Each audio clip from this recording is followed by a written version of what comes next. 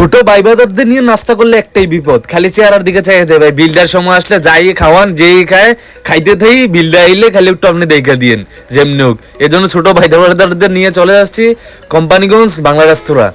বাংলা রেস্তোরাঁ মোটামুটি আমরা আগে থেকে খাবার টাবার খাই, মোটামুটি ভালোই রিভিউ আমার জানা মতো একটু ভালোই, অন্য অন্য থেকে মোটামুটি ভালো, খারাপ না।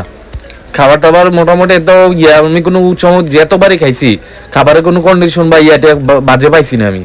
ছোট ভাই খাবারে আসা বসে রয়েছে, কত বছর ধরে খায় না রে, আহা বেচারা রে। তাদের ডেকোরেশন মোটামুটি ভালোই, খারাপ না আমি যতটুকু বুঝলাম।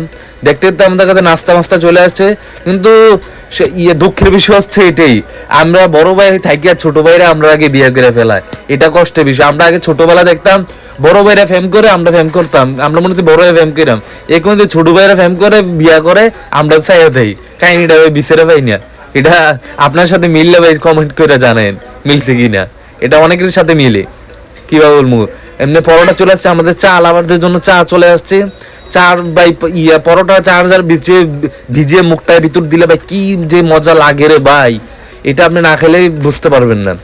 এমনি চা সকালবেলা মাস্ট বি, চা খেতেই হয় অনেকেরই।